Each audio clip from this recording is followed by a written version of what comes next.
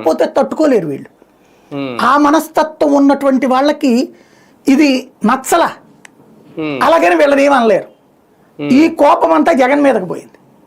జగన్ వల్లనే వీళ్ళకి బలుపు వచ్చింది, జగన్ వల్లనే వీళ్ళకి అహంకారం వచ్చింది అనేటటువంటి ఫీలింగ్తో జగన్ని ఓడగొట్టడంలో ఫస్ట్ ప్రాధాన్యం ప్రతి వ్యాపారస్తు, నాకు తెలిసి 100కి 99 మంది వ్యాపారస్తులు ఓటేయాలి అతనికి.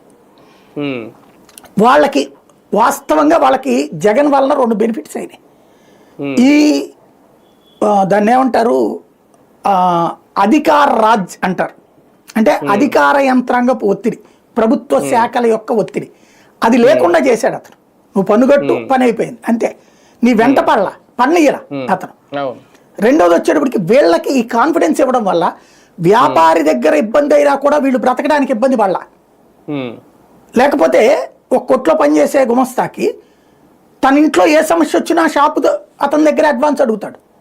ఇప్పుడు ఫర్ ఎగ్జాంపుల్ నేను నా ఊహ తెలిసినప్పటి నుంచి, నా 7th క్లాసు అప్పటి నుంచి ఊహ తెలుసుద్ది కదా, నా డిగ్రీ దాకా మా నాన్న పనిచేసే షాపు దగ్గరికి వెళ్ళి నాన్నని అడగాల, ఏదన్నా నాన్న ఇది కొనుక్కోవాలంటే డబ్బులు అవుతాయి అని చెప్పేసేసి. లేదా ఆయన ఊరు వెళ్తే ఆ షాప్ వాళ్ళ దగ్గరికి వెళ్తే మా నాన్న ఖాతాలో రాసుకుని ఇస్తారు అప్పు, నెలకి ఎంత జీతంలో కట్ చేసుకుంటారు. అంటే ఇలాగా షాప్ మీదనే డిపెండ్ అవుతాం, ఓనర్ మీదన. ఇక్కడ ఆ డిపెండెన్సీ వలన ఆ పెట్టుబడి పెట్టాలిగా, అప్పు ఇవ్వడం అంటే వడ్డీ ఏం వేసుకోలేడు కదా.